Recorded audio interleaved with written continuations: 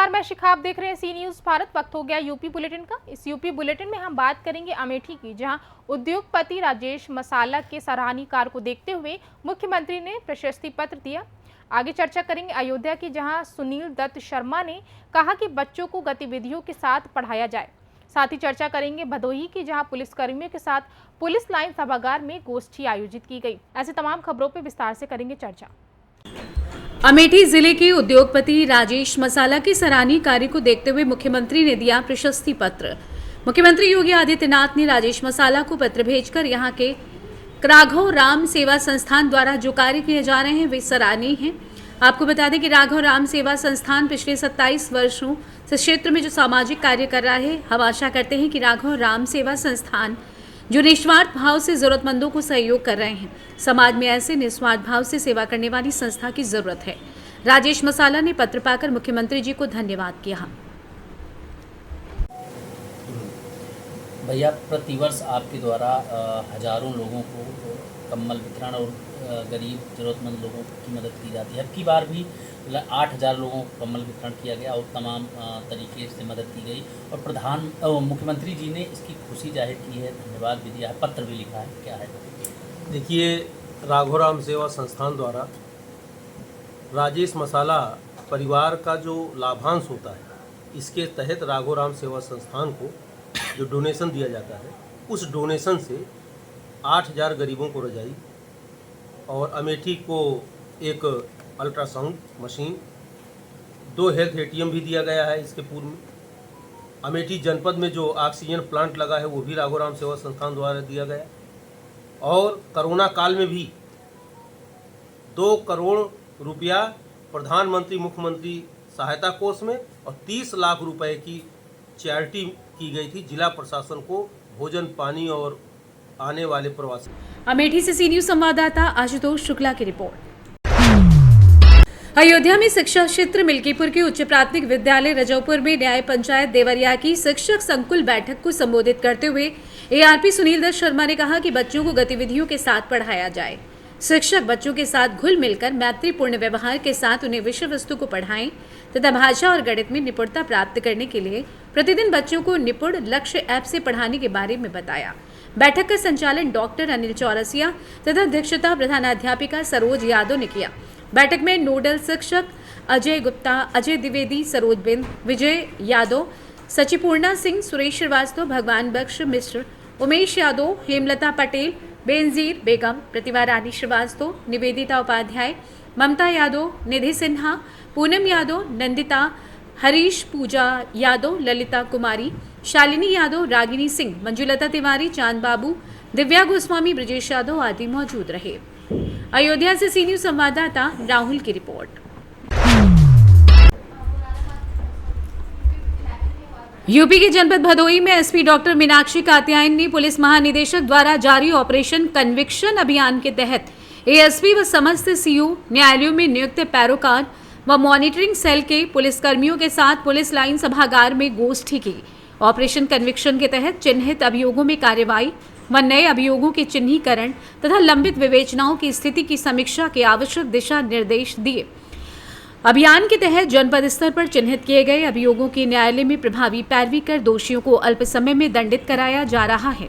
जिन मुकदमे से संबंधित गवाह व आरोपी उपस्थित नहीं हो रहे हैं, उन्हें जरिए जमानतदार समक्ष न्यायालय उपस्थित कराएं। उन्होंने कहा कि न्यायालय द्वारा जारी किए गए प्रोसेस व वसूली वारंट का 100% तामील सुनिश्चित कराएं।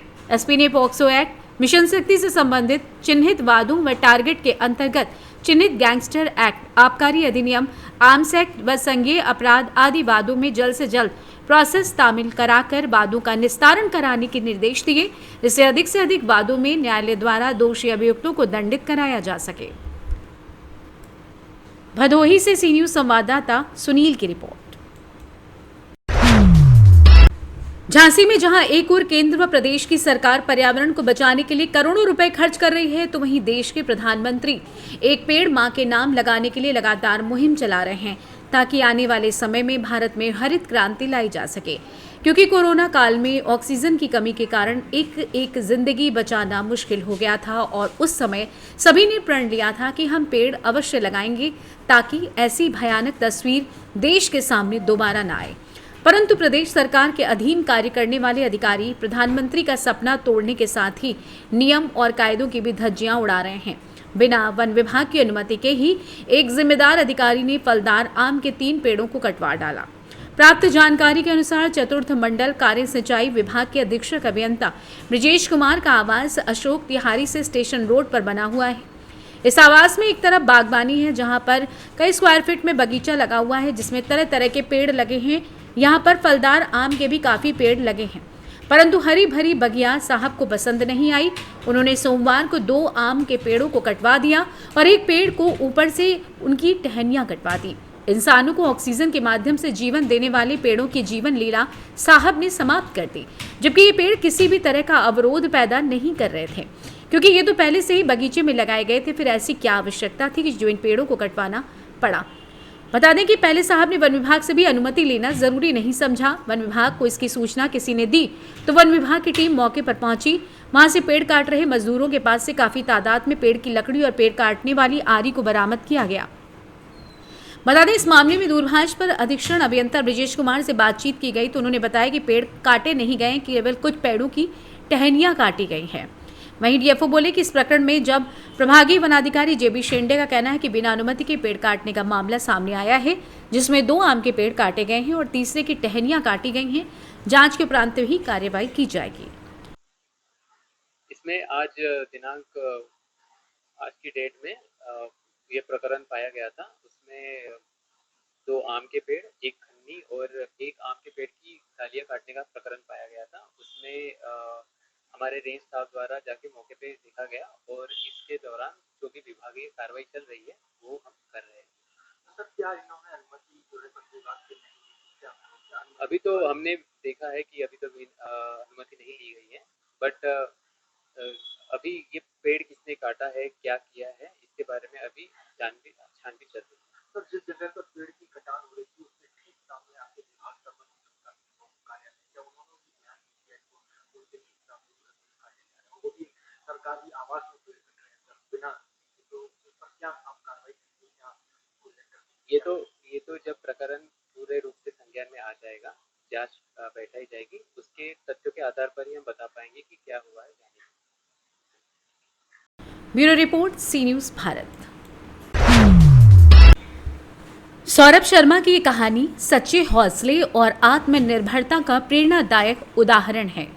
अपने दोनों पैरों से विकलांग होने के बावजूद उन्होंने अपने जीवन में हार मानने के बजाय खुद का एक छोटा सा व्यवसाय शुरू किया और उसे एक पहचान दी। उनकी कहानी साबित करती है कि यदि इंसान के पास साहस, दृढ़ निश्चय और मेहनत करने की लगन हो तो वो किसी भी बाधा को पार कर सकता है। उनकी खासियत यह है कि वो इसे अपनी विशेष अंदाज में तैयार करते हैं। दूध, डेयरी मिल्क, चॉकलेट, बटर और उनके द्वारा तैयार खास मसाला कॉफ़ी के स्वाद को इतना अद्वितीय बना देता है कि लोग बार बार इसे पीने के लिए आते हैं। उनकी ये विशेषता और कड़ी मेहनत उन्हें मऊ जनपद में एक जाना माना नाम बना चुकी है। उनकी सफलता का सबसे बड़ा सबक ये है कि विपरीत परिस्थितियों में भी खुद पर विश्वास रखें और अपने हुनर को पहचान कर मेहनत करें। सौरभ शर्मा जैसे लोग हमें प्रेरित करते हैं कि जीवन में कठिनाइयों को अवसर में बदलने का हुनर ही असली जीत है। आइए जानते हैं इस विषय में सौरभ शर्मा का क्या कुछ कहना था। मेरा नाम सौरभ शर्मा है। ये भैया दुकान चला रहे हैं अपनी, आत्मनिर्भर होकर क्या है और कैसे कॉफ़ी बनाते हैं, जबकि काफ़ी फेमस कॉफ़ी है। फेमस कॉफ़ी इसलिए है कि हम लोग क्वालिटी देते हैं। इनसे जैसे क्या हुआ, बटर हुआ, प्रोवाइड करते हैं, हर चीज़ इसमें डालते हैं। और उसमें क्या क्या डालते हैं? बटर है, कॉफ़ी है, चीनी है, चॉकलेट सिरप है, डेयरी मिल्क है। यही एक दिन में कितनी कॉफ़ियाँ लमसम निकाल देते हैं? यहाँ से करीबन 250 कुल्हड़ आराम से। कितने कुल्हड़ की आपकी कॉफ़ी आती है? कुल्हड़ 10 है, 15 है, 30 है। 10 से 15 30। हाँ। तीनों में खासियत क्या है? इसमें क्या रहेगा, इसमें डेयरी मिल्क रहेगा, 5 स्टार रहेगा 30 वाले में, और इसमें केवल 15 वाले में डेयरी मिल्क रहेगा और 10 वाले में सादा। 10 वाले में क्या रहता है? वही सादा रहता है। सादा रहता है। हाँ। मतलब जैसी जितने रेट उस हिसाब से क्वालिटी देते हैं। हाँ। मऊ से सी न्यूज़ संवाददाता प्रमोद विश्वकर्मा की रिपोर्ट। मुरादाबाद में मुगलपुरा थाना क्षेत्र के मुफ्ती टोला तबेला में कबूतरों को लेकर दो पक्षों में हुई मारपीट के बीच हुई फायरिंग। कबूतर उड़ा रहे युवक का कबूतर पड़ोसी की छत पर जा बैठा था, जिसे उसने पकड़ लिया। इसी कबूतर को वापस लेने के लिए दोनों पक्षों में टकराव हो गया। नौबत यहां तक आ गई कि एक पक्ष की ओर से गली में घरों के दरवाजों से सरेआम फायरिंग होने लगी। सूचना पर पहुंची पुलिस ने गोली लगने से घायल एक युवती समेत 8 लोगों को इलाज के लिए अस्पताल में भर्ती कराया है। वहीं पुलिस मामले की जांच में जुट गई है।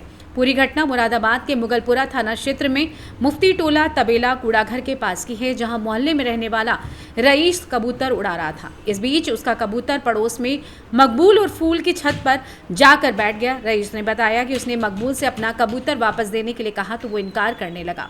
उसने कबूतर को पकड़ लिया। बस इसी बात को लेकर दोनों पक्षों में गाली गलौज शुरू हो गई।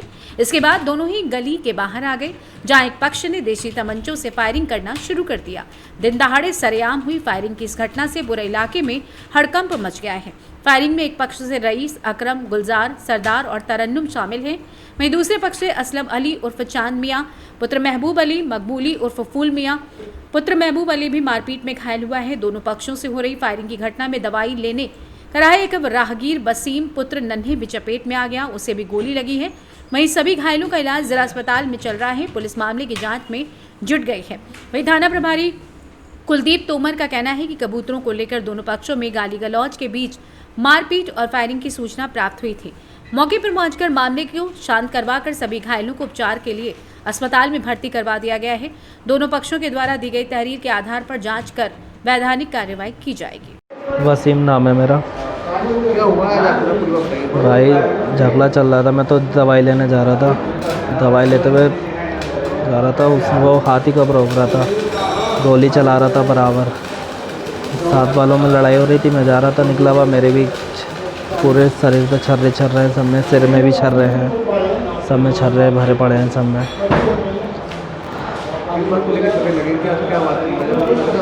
इनमें आपस में हो रही थी, मुझे तो पता भी नहीं, मैं दवाई लेने जा रहा था। हैं फूल में और सरदार में हुई थी, कबूतरबाज में हुई थी, कबूतर के पीछे हो गई थी। गोली फूल चला रहा था, चांद चला रहा था। 2 भाई थे ये, फूल और चांद।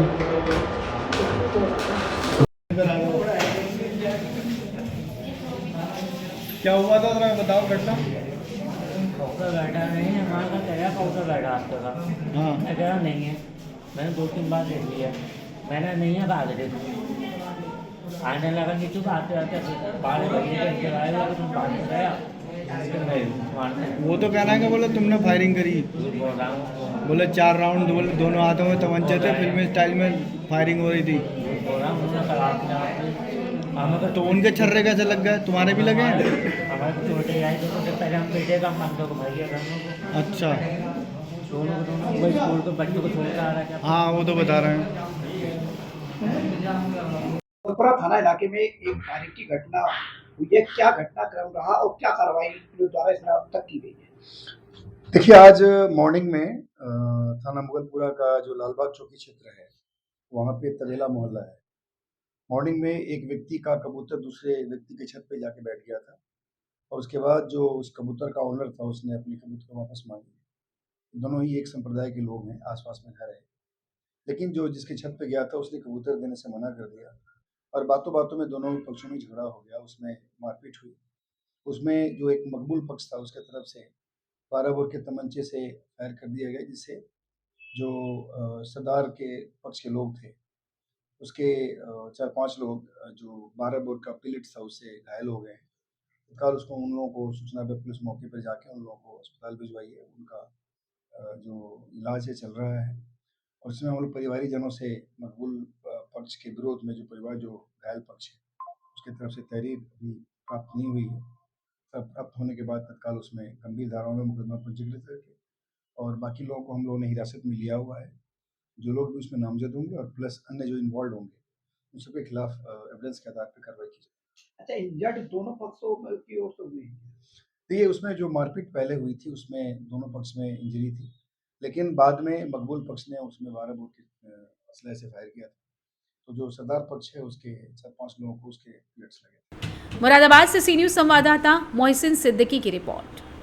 फिलहाल इस यूपी बुलेटिन में बस इतना ही। देश दुनिया की तमाम बड़ी खबरों के लिए आप देखते रहें सी न्यूज़ भारत।